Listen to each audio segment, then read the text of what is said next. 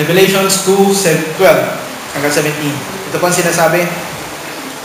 And to the angel of the church in Pergamum write, the words of him who has the sharp two-edged sword.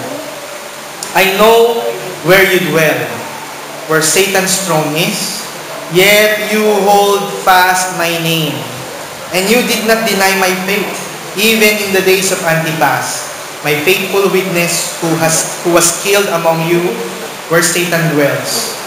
But I have few things against you.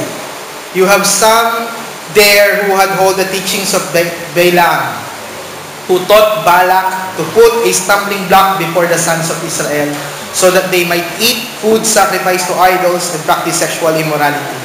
So also you have some of you who hold the teachings of the Nicolaitans. Therefore, repent. If not, I will come to you soon and war against with them with the sword of my mouth. He who has an ear, let him hear what the Spirit says to the churches. To the one who conquers, I will give some of the hidden manna, and I will give him a white stone with a new name written on the stone, that no one knows except the one who receives it. Tayo po ay manalangin. Father God, salamat sa pagkakataon na muli kang makakapag-aral ng iyong salita sa platform ng kahayag. Panginoon, pangunahan mo kami at gabayan sa aming pag-unawa sa mga passage na ito, sa mga talatang ito. Hayaan niyo po na maging maliwanag sa amin ang mga mensahe na sinasabi ng aklat na ito, at hindi maging kagulumihan, bagkus maging kalakasan at manindigan ang bawat isa sa aming pagtayo sa katotohanan. Thank you, Father God, sa iyo po lamang ang papulit ko sa salamat sa pangalan ni Jesus. Amen. Nakaupo na po. Okay. Kagaya ng mga naunang pinag-aralan nating churches, yung sulat sa kanila, still ganun pa rin yung pattern ng sulat na binibigay ni Jesus doon sa bawat churches. Ano nga ulit yung parts na yun? Saan siya nagsisimula? Una, sasabihin para kanino. Tapos, babanggitin yung character nino? Ni Jesus Christ. Tapos, sasabihin yung affirmation dun sa church. Tapos, kung ano yung against, mali. Pagkatapos, warning. Pagkatapos, sasabihin naman kung susunod sila, ano yung blessing na makuha nila. That's the pattern. That's the repetitive pattern na ginawa dun sa letters na yun. Ganyan yung construction ng letter ni John sa kanila. Okay? So, kagaya ng sabi ko sa inyo, itong letter na ito, itong book ng Revelation na ito, though nakakakita ng vision si John, nilagyan niya ng kanyang understanding from the Old Testament, yung visions na yon sa kanya sinulat sa Revelation. Sa gayon, lahat ng mga bagay na patungkol sa Old Testament na ilakip niya sa mensahe na gustong sabihin ni Jesus dun sa church. Okay? Especially pagdating dun sa mga persecutions, pagdating dun sa mga compromises, pagdating dun sa mga idolatry, na ipasok ni John yung images of the Old Testament, papasok dun sa letter niya sa Revelations. Kaya ang galing ng pagkakasulat niya, hindi ito nagkaroon ng kahit na isang kahalintulad na sulat. Sapagkat yung artistry ni John, yung kanyang ginawa, ay punong-puno ng husay. Yung kanyang kaalaman from the Old Testament. Yung kanyang recall dun sa mga pangyayari. Dun sa mga nauna, natatandaan niyo yung mga naunang letters? Ano yung mga images na naipasok? Diba? Last week, ano yung sinabi ko sa inyo? Ano yung image o ano yung bagay na naipasok ni John doon sa church na sinulatan niya, doon sa Smyrna? Natatandaan niyo ba? I-discuss ko dyan last Sunday. When John or when Jesus said that they will be tested for ilan? 10 days. Saan yung bagay na yon from the Old Testament na hinalitulad ni John? Kanino? Yung testing kay Daniel and yung 3 friends niya. 10 araw silang tinest. Pero anong pinatunayan? they what? Nagtagumpay sila. Yun din yung gusto ipakita ni John. Ite-test kayo, pero magtatagumpay kayo. Okay? Yun yung gusto niyang ipakita ditong image. They will be tested. It is not a literal 10 days, though it may. Although, pwede ng 10 araw nga lang, pero I doubt na 10 araw lang talaga. Okay? Kasi, yung pinakita dito ni John, dun sa Smyrna, sabi ko sa inyo, ano? Ano yun? Meron na silang dinaanan, pero ano pa? Ano sabi pa ni John?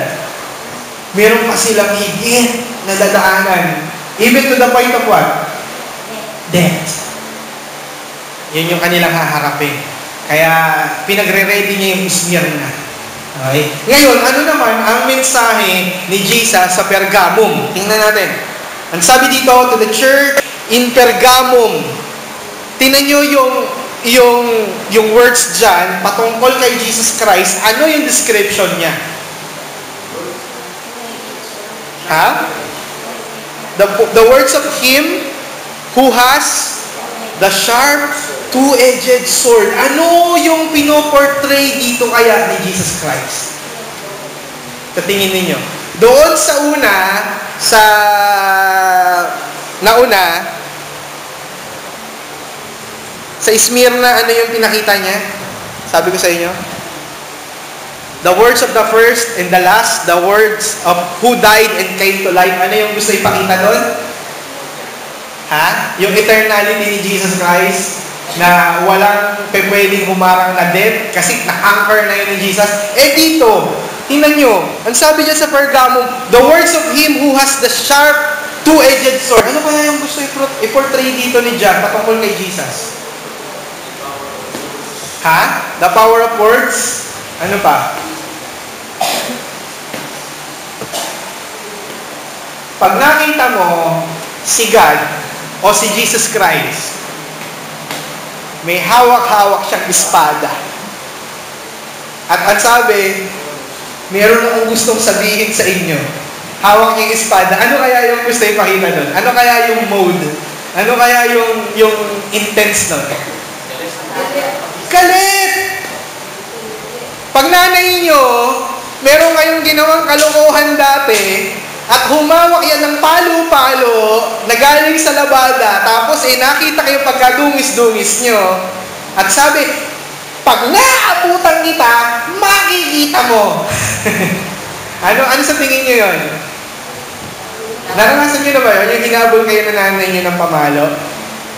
Nakakita kayo ng ano, yung kumuha ng patpat?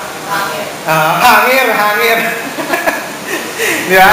Yung, halimbawa may pinahanap sa inyo, hanapin mo nga ito. Na hindi ko makita Hanapin mo nga ito. Na hindi ko makita Tapos, kaya mo pala hindi makita kasi naglalaro ka. So, nainis yung nanay mo kumuha ng hanger. Pag hindi mo, pag hindi mo nakita, makikita mo. Di ba? Pag hindi mo yan nakita, makikita mo sa akin. Di ba? So ito, si Jesus Christ, at pinoportray ni John, na nagsasalitang Jesus Christ at this point, has a two-edged sword. Ibig sabihin nun, merong galit. Or there is something na parang kailangan mo mag-decide. Kanino ka? Nakuha niyo yung point? Di ba? Merong pagka-judgmental mode si Jesus Christ at this point. Yung sitwasyon na ito, parang ang gusto ipakita, kailangan maghiwalay ang tupa at ang kambing. Kailangan humiwalay ang totoo sa mali. Ready tagpasin ni Jesus. Kailangan niya maglagay ng demarcation line. Alam niyo yung word na square tayo? Yung word na square tayo. Nung bata ko, hindi ko maintindihan yung word na square tayo. Yung pala, yung word na square tayo, magdodrawing talaga kayo ng kumbaga parang dito yung demarcation line natin. Square means patas. Suntukan tayo ng patas. Okay? So, pag lumagpas ka dito, yari ka sa akin. Babanatan kita. Parang ganun yung point. Okay? Si Jesus, yung point dito sa Revelation chapter 2, verse 12, ipinapakita dito hanggang saan dapat kayo. Okay? Hanggang saan dapat kayo? But the problem is, they go beyond the limitations. They go beyond the limitations. Therefore, Jesus is warning them because there is a big problem with their integrity as a Christian. Tandaan niyo, sabi ko sa inyo, ano ang tatlong pwedeng gawin ng mga Kristiyano noong time ng persecution? Ano yung tatlong pwede nilang gawin? Number one, magstay sila, manatili sila sa pananampalataya nila, pero anong haharapin nila? Persecute sila, pwede sila mamatay. Pangalawa, i-deny nila yung kanilang faith, save sila sa persecution. Pangatlo, compromise. Pwede kang ma-save, pero hindi ka nang bibitaw sa faith mo, pero tatanggapin mo rin yung iba. Hindi mo i-deny. That is the three situations of the churches in Asia Minor yung nangyari sa Book of Revelation. At this time, si Pergamum, medyo nandun siya sa inclination ng compromise. Kaya maiintindihan ninyo, ganun yung image na pinakita dito ni John kay Jesus. Isang Jesus na mayroong hawak na matalim, two-edged sword. Okay? Ano ba ang implication ng two-edged kaysa sa one-edged sword lang? Bakit kailangan ang espada? Naisipin mo ba yun? Bakit kailangan ang espada dalawang magkabilang talim? Bakit sila Andres Bonifacio ang gamit lang ay tabak? Bolo. Actually, mali yung word na tabak na ginagamit sa Filipino word eh. Sa Filipino word, ang tabak ay hindi tama for a one-edged sword. It should be bolo. Itak. Iba po, itak. Ang itak ginagamit sa buko. Ang itak ay square yung dulo niya. Square yung dulo niya. Parang rectangular yung itak. One edge lang siya. Usually, galing yan sa muelle ng sasakyan. Yung itak. Kulay itim ang itak. Tapos, yung kanyang dulo ay flat. Ano siya? Yung rectangular. Nakita na kayo na ginagamit sa buko. Yung pinangbabalan ng buko. Itak yun. Pero yung bolo, iba yung bolo. Yung bolo po ay diretso siya na merong parang paganon siya. Parang paganon siya. Matulis yung dulo niya, pero round yung gilid. Yung talim. That is bolo. That is the one that the Katipuneros use. Okay. So, mga Pilipino, nung panahon ng Katipunan, bolo. Pero ito, ang sabi dito, tabak. Tabak is two-edged sword. Sa Kastila, espada. Okay. Tabak. Bakit kaya? Anong kaibahan ng one edge sa two edge? Ha? Very good. Nung nanonood ako ng Spartacus dati, nung nauso yung series niya, meron doon na gumagamit ng bolo, yung one edge lang. Usually mga Muslims, one edge lang sila. Okay? Sa Pilipinas, sa Mindanao, sa history natin, ang sumikat is yung Chris. Yeah? Chris. Okay? Pero sabi ng mga Filipino scholars, iilan lang daw yun. Mga irregular metals kasi siya. Na hindi naman talaga perfect yung pagkakaganon. Mga metal yun na hindi nila ma-perfect yung pagkakadiretso, kaya siya nagmukhang parang zigzag. Pero hindi katulad ng pinoportray ng mga pictures na parang perfect yung pagkaka-sexy. No, hindi gano'n.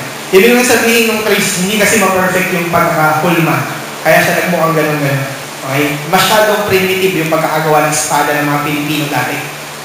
Wala tayong technology na katulad ng ginagawa ng mga Western sa paggawa ng espada na tinutunaw nila yung bakal tapos meron silang moldehan ng sword. Okay? Tapos finest metal yung ginagamit. Okay? Ngayon, yung mga Muslims, nung panahon ng Dark Ages, ang gamit nila, bolo rin. Okay? Bolo. Ang problema with the bolo, with one-edged sword, is lagi ka lang puro tagpas lang yung gamit mo. Unlike the two-edged sword, okay? Pwede mo siyang paganon, pwede mo siyang pabaligtad. Boom! Pwede mo siyang pangtagpas. Front and back. pwede mong gamitin yun. Ano ibig sabihin nun? Ang ibig sabihin nun, ito ay ubod talim at ito ay ubod tibay. Hindi pa pwedeng gumamit ng two-edged sword na hindi matibay yung bakal. Okay? Ngayon, dahil sa pinapakita dito, isipin nyo kung anong terror yung gusto ipakita ni John. Na ganun ang klaseng espada ang hawak ni God, ni Jesus. Na kapag siya ay gumamit ng espada niya, when he judged somebody, sure yun, perfect yun. Tama? Pag si God ang nag-judge, for sure tama yun. At pag tinamaan ka nun, nung judgment niya, patay yun. Ang pinapakita dito, pinoportray dito ni John, doon sa church, gusto niyang maintindihan ng church, this is a big warning. A very, very big and strong warning. Judge si God. Judge si Jesus. And He knows, hindi tayo pwede magkala. Hello? Hindi ka pwede magtago.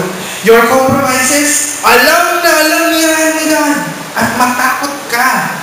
Actually, hindi niya ang sinasabi na alam niya. Ang gusto niya ipakita, dahil alam naman talaga ng tao ang gusto niya sabihin sa church, matakot kayo. Kahit tayo. Sigurado ako, lahat naman tayo alam natin na alam ni God lahat ng ginagawa natin. Yes or no?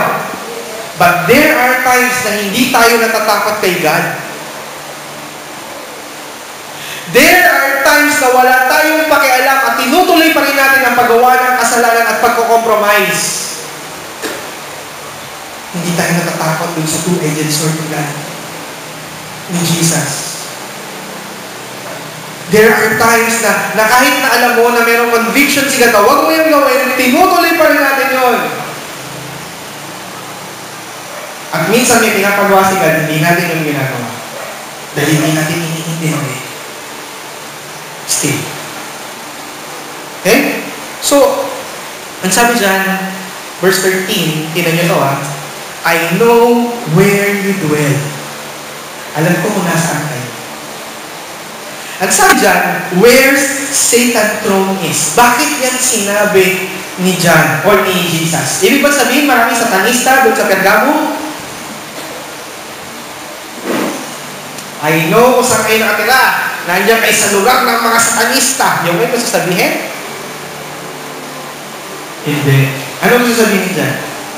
Ano yung implication dyan ng Satan's throne? Maraming makasalanan? Maraming makasalanan lang? O laging namamayani ang kasalanan? Doon sila nakatira sa isang lugar kung saan nagkalat ang sin at namamayani yun. Na tipong kapag ikaw ay nanindigan bilang Kristiyano, anong mangyayari sa'yo? Masisingle out ka. Okay? Pag lumitaw na yung magiging Kristiyano mo, mahahalata ka. Mabubuo ka na Christian ka. Doon sila nakatira. Yun ang Pergamum. Pergamum is a sinful place. Okay? Pergamum is a sinful place. That's why, obvious na obvious, kapag nanindigan ng isang Kristiyano dito. Kaya sabi ni Jesus, I know, nasaan? Nandun kayo sa trono ng Isaas. Pero, although nandun sila sa trono may Satanas, pinuri sila ni Jesus. Why? Yet you hold fast in my name. Hindi bumitaw sa Christianity ang Pergamum. Still,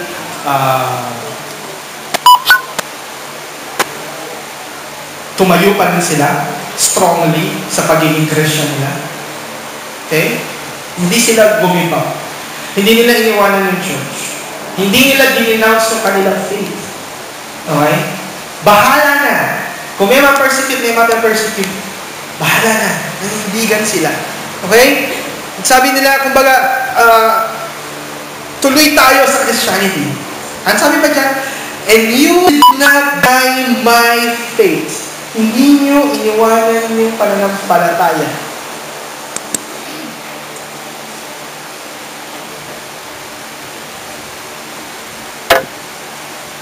Even in the days of Antipas.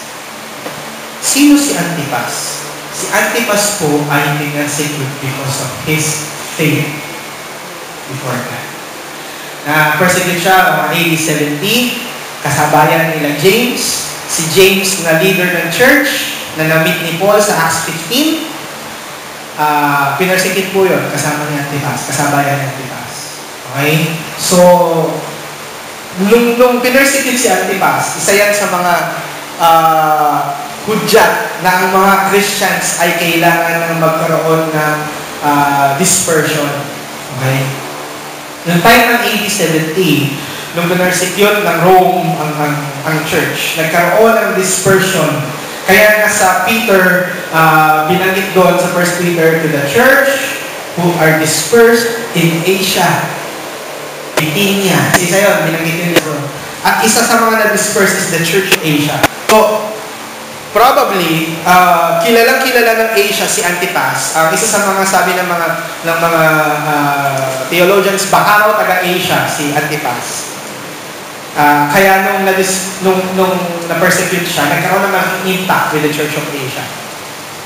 Okay? So, ang sabi doon, even in the days of Antipas, na na-persecute siya, may faithful witness, sabi niya gano'n, who was killed, yun yung sabi dyan, among you where Satan dwells. So, ang isa sa mga sinasabi dyan, baka taga doon siya sa Pergamum or kapitbahay nila from Pergamum. Pero ang isang malinaw, Christian si Antipas at malaki ang impact nun sa Christianity na na-persecute siya. Because Antipas is a Roman. Sa name na Antipas, it means he is a Roman. Okay? Probably a Roman leader na naging Christian. So, ibig sabihin, isang mabigat na pangalan na walang sinino, kumbaga hindi sinino or hindi alintana ng Roma na patayin kahit na isa siyang Romano at mataas yung kanyang kalalagayan sa Roma. Okay? So, dahil doon, malaking impact na nangyari dyan sa church in Asia, sa kanya, itong Pergamo, hindi nila iniwanan yung kanilang faith. Okay? Pero, maintindihan ninyo na kung gano'n yung nangyayari sa Asia, at yung kanilang kasamahan na isang malaking pangalan ay pinatay na, ano sa tingin niyo yung mararamdaman ng church? Lalo na kung totoo man, naka-churchmate nga nila yun. Ano sa tingin niyo? Nakakatakot na yun. Diba? Nakakapangilabot na yun. Isa-isa na sila. Naalala niyo yung nangyari sa mga disciples nung pinatay si Jesus? Anong ginawa ng 11? Tago sila. Di ba? Ang sabi nga ng isang komentary na basa ko, walang lumabas sa mga disciples until nung sinabi ng mga babae na nawawala yung katawan ni Jesus sa tomb. Mula nung nilibing si Jesus, walang disciple na lumabas. Wala kayong mababasa na may dumalaw na disciple doon sa puntod ni Jesus maliban sa mga babae. Mga kalalaking tao, mga walang. Di ba? Mga kalalaking tao. Isipin nyo, ano rin ang impact nung namatay si Antipas dun sa church. Lalo na malaking tao yun, hindi sinino ng Rome. So ano mararamdaman ng church?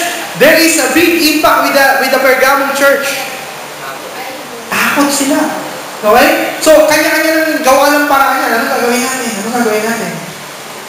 Okay? So, verse 14, this is a big problem with the church. But I have a few things against you. Take note of the word few. Ibig sabihin, not the whole church. Okay? It's not the whole church, but few. Take note, sabi dyan, but I have a few things against you. Yung word na few, saka yung word na some, importante yan. you have some there who hold the teaching of Balaam. Sino si Balaam? Sino sa inyo nakabasa na ng story na Numbers chapter 22 hanggang 25? Nabasa niyo na ba si Balaam? Sino si Balaam? Ha? Sino si Balaam? He is the prophet or magician. Hindi siya prophet actually. Enchanter siya.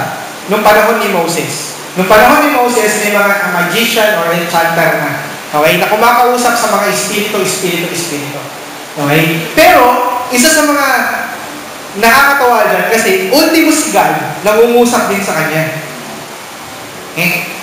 Kala natin, mga propeta lang ang pinapangusapan ni God. Okay? Si Balaam, ito yung, kung naaalala ninyo, yung merong propeta na kinausap ni Balak. Kasi may Balak siyang masama sa Israel. Naalala niyo si Balak? Si Balak, ang gusto niya, makikipaggera siya kasi mga grupo ng mga Moabita, ito kasi Israel, papasok na sila sa Promised Land. Papasok na sila. Okay? Tapos, yung surrounding ng Promised Land, ng Canaan, ginigera na yun nila Moses. Okay? Nakikipaggera na sila Moses. Kasi gusto na nilang pumasok. And, ang problema, yung mga karatig bayan ng Israel, hadlang yun sa kanila. Okay? Hadlang yun sa kanila. Dahil iba't ibang mga kaharian yun. Ngayon, si Balak, isa siya sa mga hari na isa siya sa mga gustong kumalaban sa Israel. So, nag-hire siya na isang propeta na mag-curse sa Israel. Ito yung storya na meron siyang donkey. Okay? Tapos yung donkey niya, nung pagsakay niya sa donkey, humarang yung angel of the Lord. Okay? Kasi, ang sabi ni God kay Balaam, huwag kang pumunta. Huwag kang pumunta. Nangusap ang Diyos kay Balaam kasi hina-hire siya ni Balak eh. Yung mga propetang ito, nung panahon nila, yung mga hindi kay God, isipin nyo sino pa lang ang authentic prophet noon. Authentic prophet pa lang yung time na yun si Moses. Okay? Numbers eh. Nasa numbers siya. Authentic prophet noon si Moses. Pero may ibang mga bayarang prophet. Okay? At isa doon si Balaam. Kaya yung false prophet po, hindi lang ngayon yan, even before. Wala pa yung mga Pentecostal churches, meron ng mga false prophet na existing na before. Okay?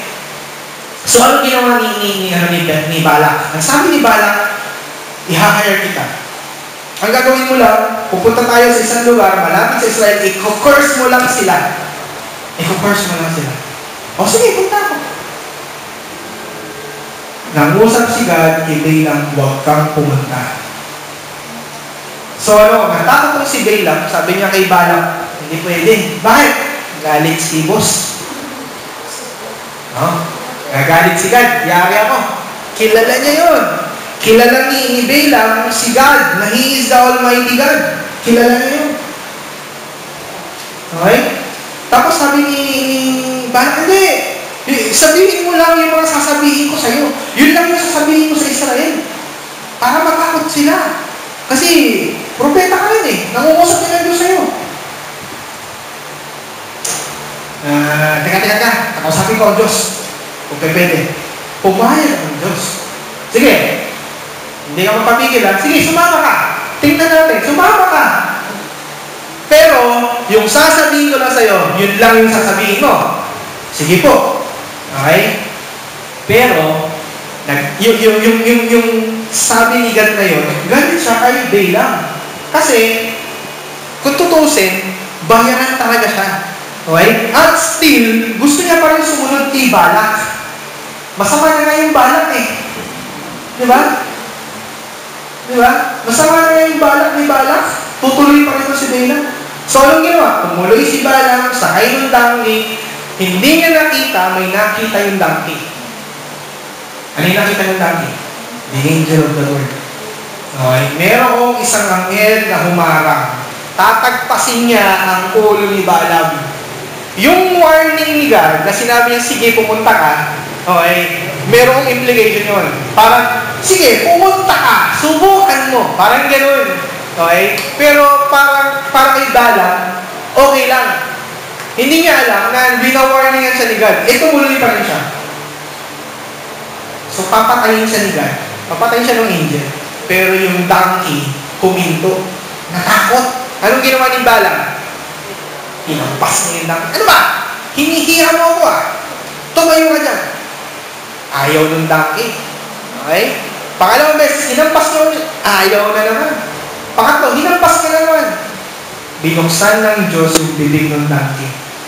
Nagsalita yung donkey. Sabi niya, ano ba? Di ba alaga mo ko? Hindi naman kinabayaan Ba't mo ko pinapalo?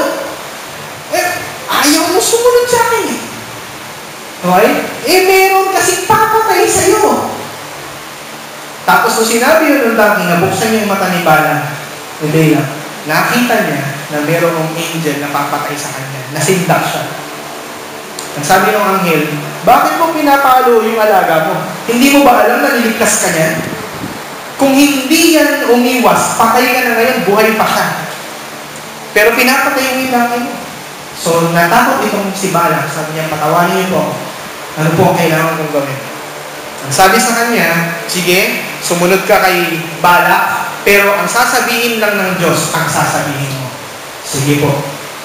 So, sumunod siya, pumunta siya kay Balak, okay? Sabi niya, magtayo kayo ng 7 poles, 7 altar para sa Panginoon, magpadala kayo ng 7 mga hain, patayin natin yan, maghain tayo para sa Panginoon. Isipin niyo si Balak ay hindi Israelita. Tapos, naghahandog siya ng ganon para i-curse ang Israel. Pumayag si Balaam. Okay? Tapos, nangusap ang Diyos kay Balaam. Imbis na yung mga sinabi ni Balaam na patungkol sa pag-curse Israel, ang sinabi ni Balaam, puro, i-bless ang Israel, yung plano mo, hindi matutupad yan. So, nagaling si Balak. Ano ba? Nagpapangod ako na, nagpakuha ko ng maraming handog. Sinunod ko yung gusto mo. Tapos, ganyan yung sasabihin mo. Pumunta tayo sa ibang lugar. Huwag dito. Bad vibes.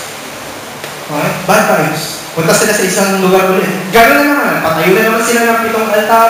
Nagpahain ulit ng 7 handog. Same happened.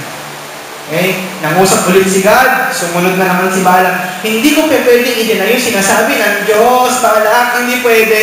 Ako malalagot. Ano ba? Hinayang na kita Hindi nga pwede. Dito siya, lagot ako. Sige, alis tayo ulit. Punta na naman sila sa pangatlong lugar. Kung saan nagpatayo ulit ng 7 altar, handog ulit, at ganun pa rin. Nangusap pa rin. At ang sabi niya, ito na.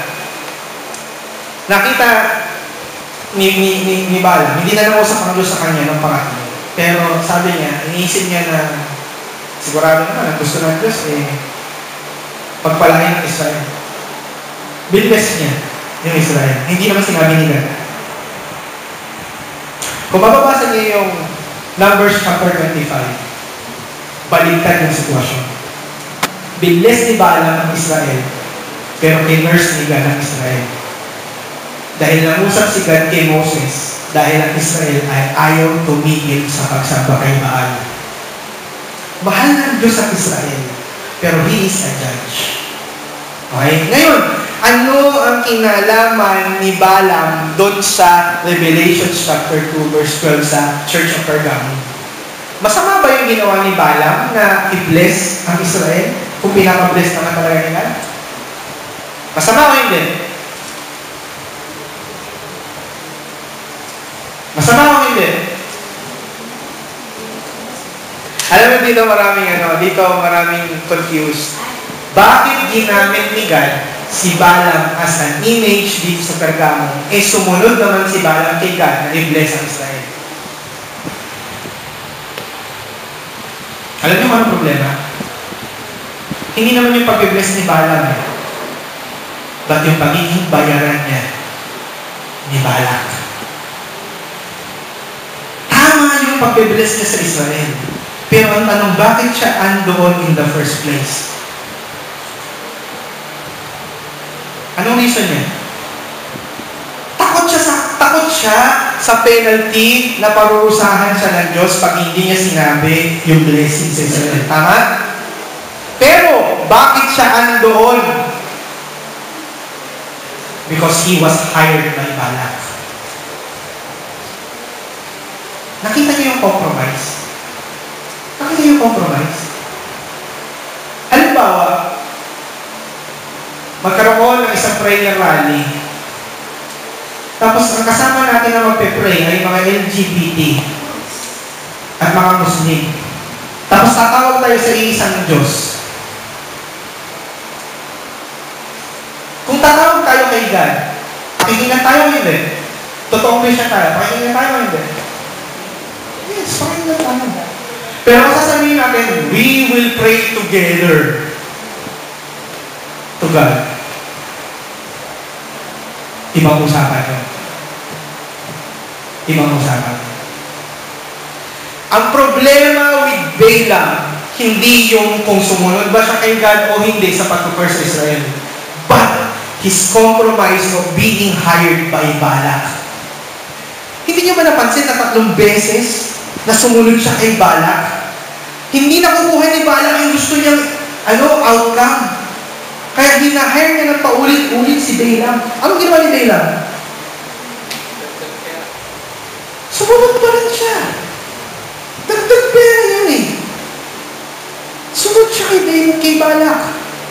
Although sinasabi niya is the reverse of what Balak wants to hear, pero still andun siya. Yun yung sinasabi dito ng Revelations. Hindi niyo binibitawan yung faith niyo sa akin, pero nagko-compromise kayo.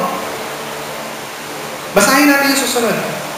Verse 14, but I have few against you. You have some there who holds the teaching of Balaam, who taught Balak to put stumbling block before the sons of Israel, so that they might eat food, sacrifice to idols, and practice sexual immorality.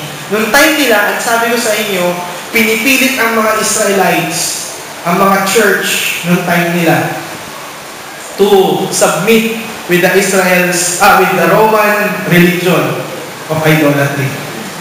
Ang kanilang idolatry ay nag-offer sila ng meat sa idols and practicing sexual intercourse with the priests and the priestesses. Meron isang temple doon, temple of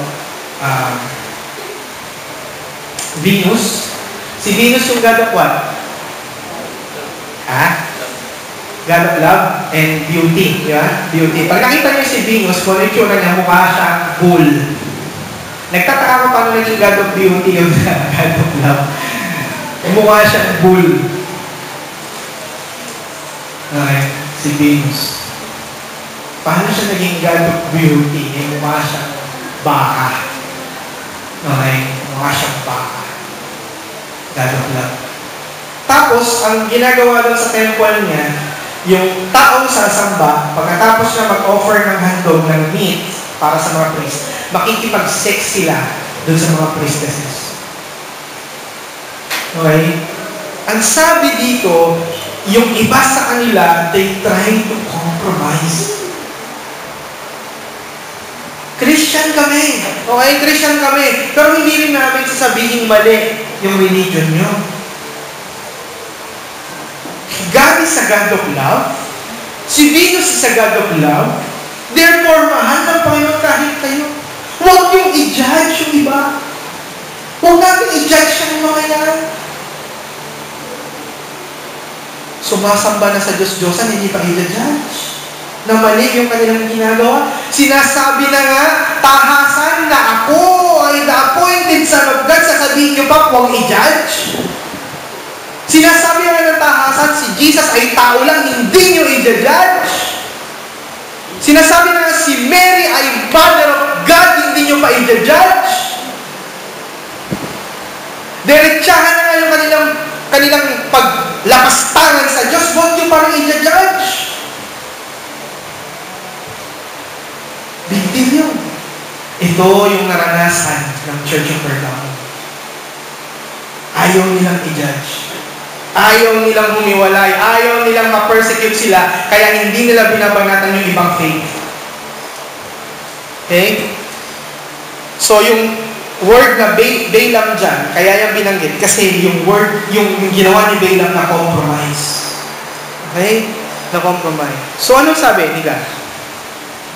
So, also, you have hold the teaching of the Nicolaitans. Actually, wala namang nakakaalam talaga kung sino itong mga Nicolaitans na to. Pero yung word na Balaam sa Nicolaitans, same yung meaning. Okay? Same yung meaning. Kaya, this is a play of words. Yung word na yung name na Nicolaitans, saka yung word na Balaam, simple lang, pagsamba yun sa Diyos-Diyosan. Okay? So, therefore, ano sabi ni God? Therefore, repent. Therefore, repent. At yung image na pinapakita dito, si Jesus na may hawak-hawak na double-edged sword. Parang sinasabi niya na diretsuhan sa mga taga-Pergamum, repent. May espada siyang hawak. Magsisigan. If not, I will come to you soon and war against them. Sino yung lalabanan o sino yung gigirahin ni Jesus? Buong Pergamum ba? Hindi. Sino? Those who compromise. Hindi niyo ba naalala na sinabi rin ni Jesus na karimari-maring o nakakatakot at sasapitin ng mga duwag? Sino yung mga duwag? Yung mga hindi natatakot sa multo? Yung may mga natatapang? Mga duwag lang ba yung natatakot sa mumo? Yung ayaw sa dilim? Hindi. Ang mga duwag po ay yung ayaw manindigan sa kanilang pananampalataya. Naalala ninyo na kapag kinahiya ninyo si Jesus, ikakahiyanin daw niya tayo saan? Sa dasapan. Paano natin kinakahiya si Jesus? When we compromise. When we compromise. Therefore, Jesus is giving a big warning to those who are compromisers. Sabi niya, I will come to you soon and war with them with the sword of my mouth.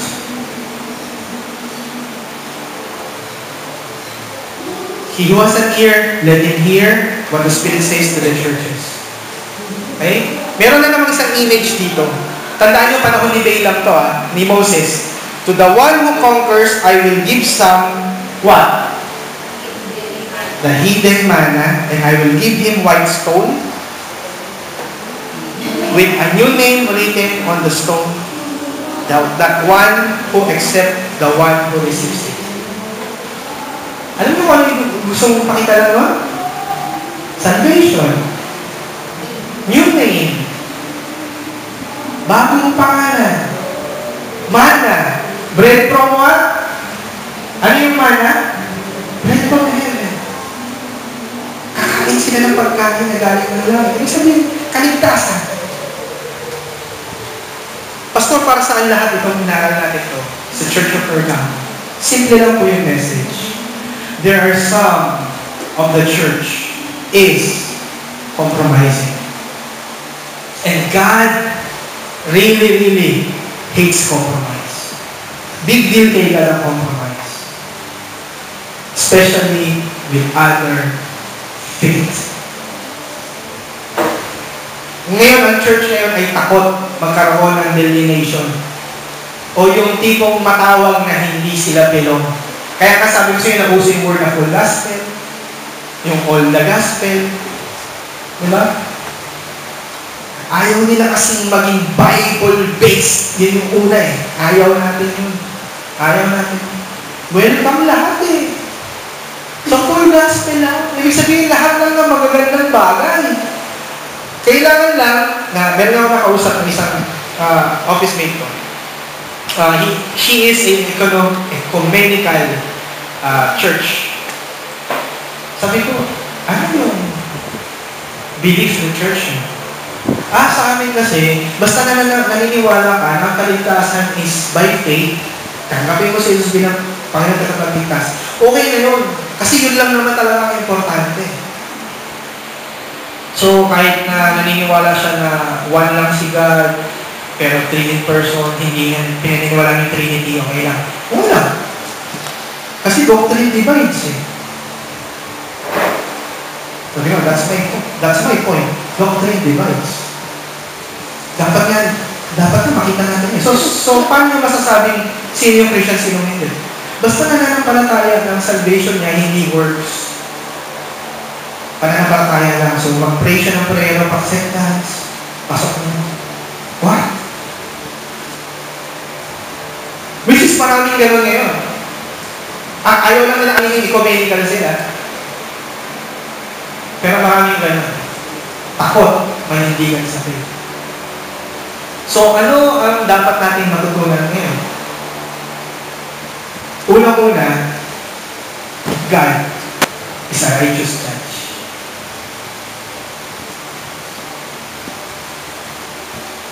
Amen? Nakakatakot yun. Pag nag-judge si God, strong, sure, and painful. Tama? Kita nyo, pagka mayroong calamity nangyayari, takot na takot ang lahat ng tao. One. Ano lang yung sinasabi? Naku, end of the world na! Bakit? Alam natin, sino ang pwedeng gumawa nun? Si God na. Kaya takot ang tao. Minsan nga, parang isipin mo bakit kapag calamity, nagiging huli ang mga tao, pagka walang calamity, okay lang. Diba? Rampat na rampat ngayon ang kasalanan. Nung isang araw nga, papasok kami ni Sister Beck, may kumakanta sa unang gilid, akala niya, puro mga lalaki. Sabi ko, hindi mga lalaki yun. Title nga, ang pangalan nga ng grupo, She Boys. Bakit She Boys? Mga mukhang lalaki talaga. Boses lalaki rin. Pero puro tibok.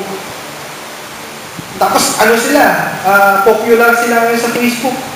Kahit yung mga anak ko, kilala yun. Sabi nga, panood na namin yan dahil. Sikat yan na yun. She Boys. Ano? Rampat yan. Wala na tayong pakialam ngayon ito. Ang mundo. Okay? So number one, God is a righteous judge. Pangalawang bagay na dapat yung tandaan, the truth will always be truth no matter what. Ang katotohanan, mananatiling katotohanan yan. Okay? Kahit anong mangyari.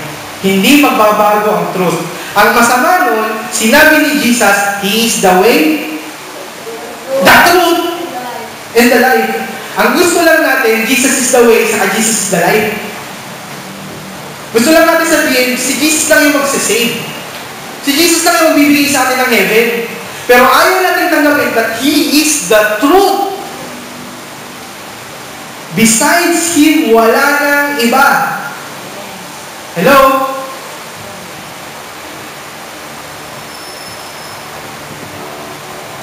Pangatlong bagay na dapat natin tandaan dito. God is the righteous judge. The truth will always be the truth. Pangatlo, it is dreadful to face the judgment of God. Truth ang basis niya. Ngayon, kung hindi tayo susunod ron, sinabi na niya, repent. Nakakatakot yung sasapitin ng mga hindi susunod at magbabago ng ways niya. Hello? Is this true in the church? Nangyayari ba sa church? Nangyayari po ba sa church yung nangyayari sa Pergamum? Yes. Yes. Maraming mga duwag na church yun. Maraming mga duwag na pastor, maraming duwag na Christians. Dahil ayaw manindigan sa totoo. Hindi ko sinabing awayin nyo sila. Yung mga hindi sa Panginoon. No? Pero ang gusto ko na sabihin, manindigan kayo. Okay? Merong isang Christian doon sa Latin namin church. Nagkaroon siya ng boyfriend. Yung boyfriend niya, oneness. Tapos umatin sila sa church. Yung churchmate namin sa may boyfriend niya na oneness. Umatin sila sa church namin doon sa Banon. Tapos, After the church, katuhan, kilala sa amin. Tapos, syempre, friend namin yung girlfriend, the girl. So, tinanong namin yung guy. So, saan church ka galing? Sa ano kami? Yung Jesus Miracle Crusade. Kay Almeida. Kilala niyo. Juanes yun, di ba? Oo, Juanes. Di ba pareho naman tayo? Sabi ko, hindi. Hindi. Hindi kami naniniwala na isa lang ang Diyos. Naniniwala kami tatlong person. Galit sa amin yung girlfriend. Ayun naman eh. Binanatan nyo kaagad eh. Alam nyo, Christian nyo. Okay? Hindi lahat ng nagsasabing born again sila born again talaga. Hindi lahat ng may church, na may krus, at may full gospel, Christian talaga. Kailangan kong manatiling tapat at totoo sa salita ng Diyos. Okay po? Tayo pong lahat ito ngayon. Tayo po ay manalangin. Ama, katulad ng Pergamum, ito ba yung panahon, Panginoon, kung saan ang iglesia, ang church, ay nagko-compromise. There are lots of Christians who are giving themselves to offer sacrifices to idols. Maybe not in the literal form of meat and flesh, but in some ways. And maybe there are times also na kahit kami, Panginoon, we give in to compromises. In our ways, na hindi namin iniisip na kahit na alam namin na hatingin ka, we still go on compromise sa pamamagitan ng mga kasalanan. Panginoon, patawarin niyo po kami. Help us, Lord God, na sumunod at manindigan sa tama. Tulungan niyo po kami na huwag kaming matulad kay Balaam, na although sinasabi niya pa rin yung tama, pero andun siya sa piling ni Balak, na sumusunod siya sa mga balak ni Balak. Tulungan niyo kami, Panginoon, na huwag kaming ma-pressure, huwag kaming madala ng takbo ng mundong ito, at huwag kaming magpa-loko, magpadaya sa impluensya ng Diyan. Tapos, Lord God, manindigan kami sa kung ano sinasabi ng salita at sa kung anong kagustuhan. Thank you, Father God. Sa iyo po lahat ang kakulit pa sa salamat. Idinadalain ko po ang pangunguna at paggabay mo sa bawat isa sa amin dito sa Word of God. Help us to be strong and to be true before you. In Jesus' name we pray. Amen.